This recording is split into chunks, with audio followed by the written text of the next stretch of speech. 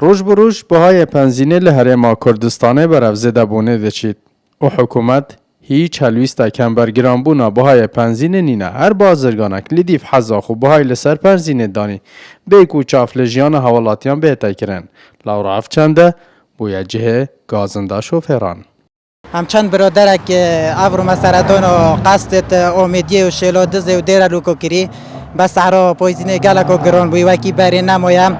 راستی او رافت بری نوکا کار کری وک تاکسی وکی نوکا نموینه گلک 5-6 هزار فرق بوی گل نوکا هم داد خواست اقمدت که این پویزینه بوم ارزام کن و وکی بری لبته و راستی بو حالات یا گلکو گرانه و دخواست اقامت بکنید با مردم کنه و همه حالاتش نشین سردان و گشت و گذار بکن بر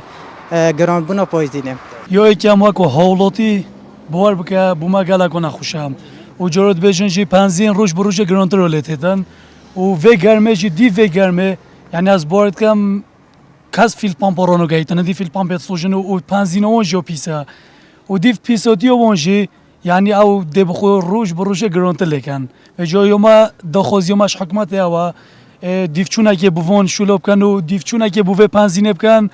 حوالاتی ایجی که خلک آکری ابو گشت و گذاره سرادانا باجره آمدی گریه دی بجید بریا پنزین گران بی بهای که گنجایدشان گشت بکن بالام پشتی گران بو بهای کریاتوران بله 2 جار هند جاران برز بویه بیکو حکومت هلویستک هبیتن جبو کم کرنا بهای پنزینه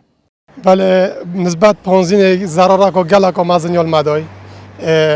برینو که امتوتین نوان عردو مثلا آکری بو آمیدی بو گلی شیرانه بو دو که امتوتین تقریبا 200 150 هم تا سعران امتوت حسب جیبون بس افرو بر بای پنزینه چون که پنزین گله که گران بوی اگر به تو 200 داشه از بین 50,000 گرانتر از هر یک خسارم جلو را هم نشین حالاتی تو ارزانتر بینو من اویا بیا اگر هنده کو امراسی نشین شولا خوب کن چون که پنزین یا حدی در کفتی یعنی هنده گران بوی باور بکه 50,000 6,000 پنزین ترامنا کد کام آکل بین از ورنچ تدو که چی نبا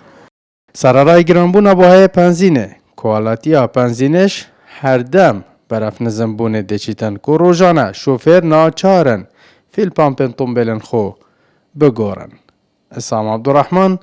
با دینان